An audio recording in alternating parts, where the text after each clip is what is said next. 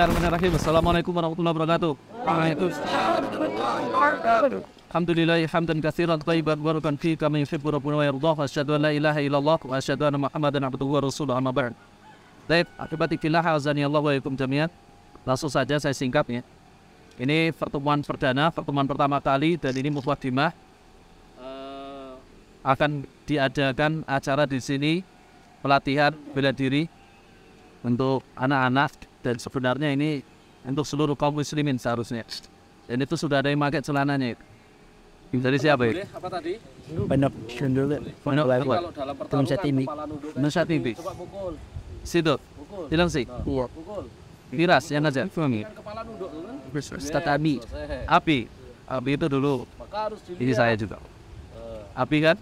Sekarang di Solo. Dimukul itu lihat Nah, orangnya. saya sedikit memberikan pemaparan walaupun nanti agak sedikit lama ya.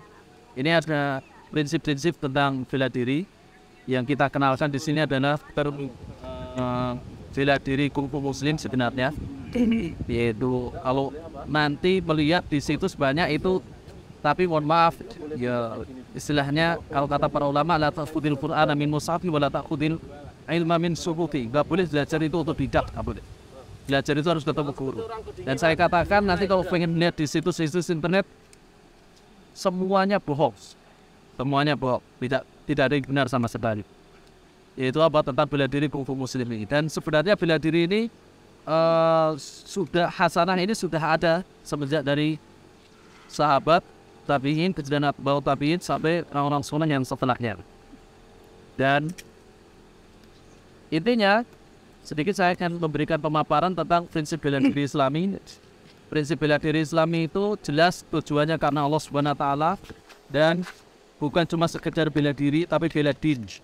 Yaitu agar kita itu benar nanti suatu saat bisa membela agama Islam ini sehingga umat Islam itu terlihat apa? Punya izah.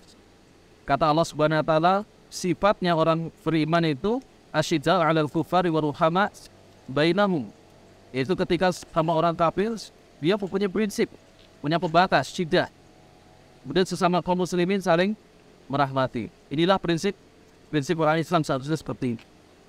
Kemudian prinsip bela diri Islam itu adalah yang pertama, salamatul aqidah. Yaitu akidah itu selamat.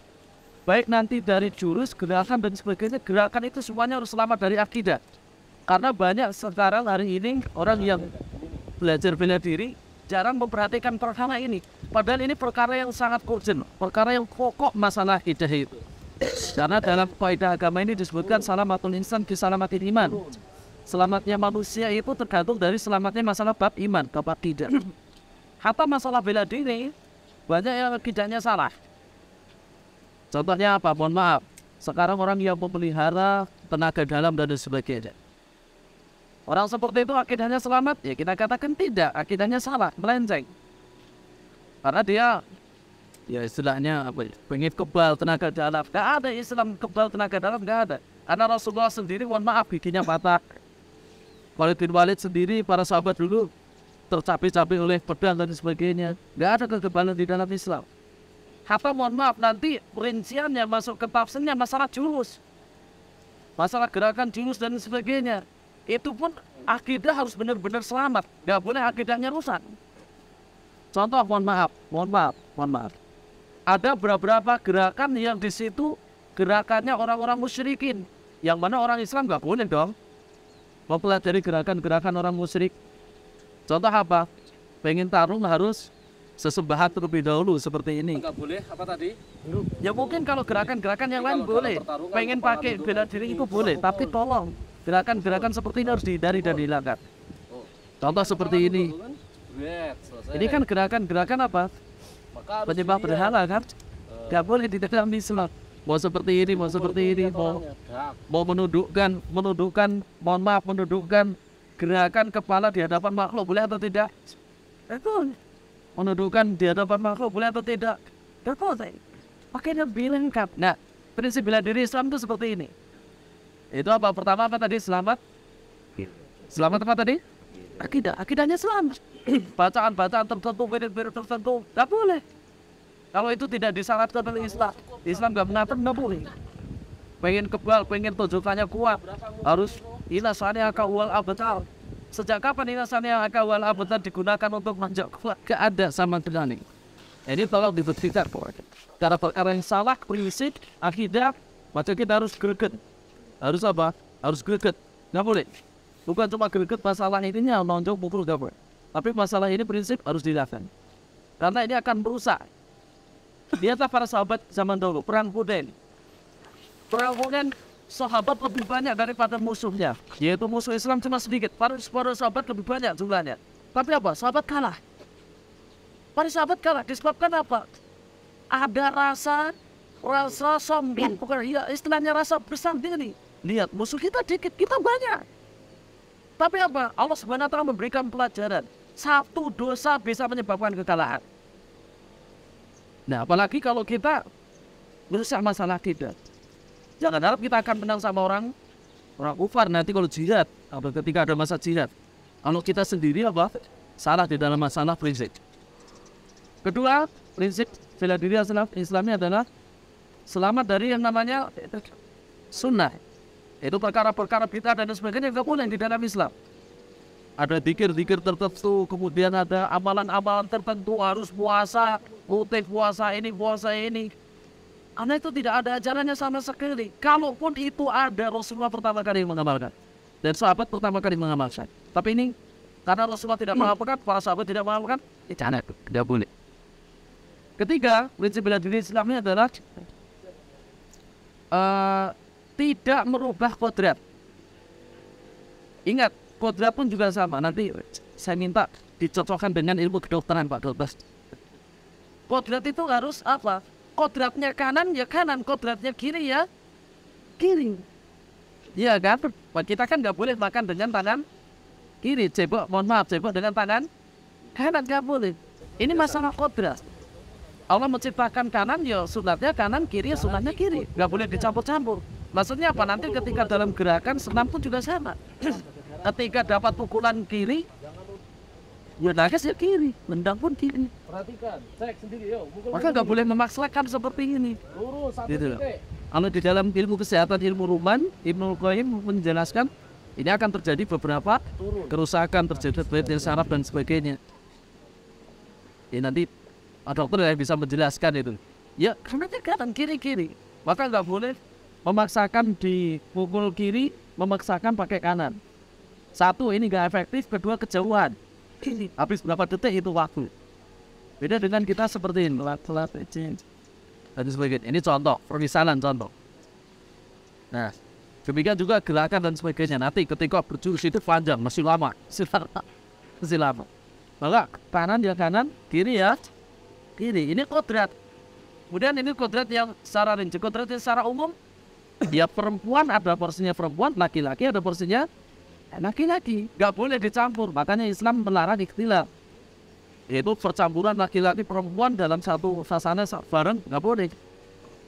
Nanti kalau disamakan, kita latihannya keras, kemudian perempuan ikut, perempuannya yang akan kodratnya berubah, hormonnya akan berubah kan. Keluar dari latihan bela diri langsung gini. Ada nggak itu nih? Perempuan latihan bela diri yang keras, keluar langsung kayak gini. Akhirnya apa? Ya sama suaminya mungkin akan galak dan mador dan sebagainya. Demikian perempuan, laki-laki nggak boleh mempelajari bela diri perempuan, karena nanti akan gemulai. Boleh nggak laki-laki gemulai? Boleh. Ada yang gemulai? Berapa itu? Nggak boleh laki-laki. Harus kodratnya harus secara fitrah. Laki-laki, fitrahnya laki-laki, perempuan fitrahnya perempuan. Apa nggak ada dulu perempuan yang jihad? Ada. Atau tiga nggak apa-apa. Satu sana. Laki-laki jelas, dulu ada. Ini sesuai fitrah, tidak berubah fitrah. Laki-laki, perempuan. Satu sini. Kan tadi barisannya Mungkin dari kan? ilmu hormat mungkin jelas. Ada sendiri, laki-laki sendiri, perempuan.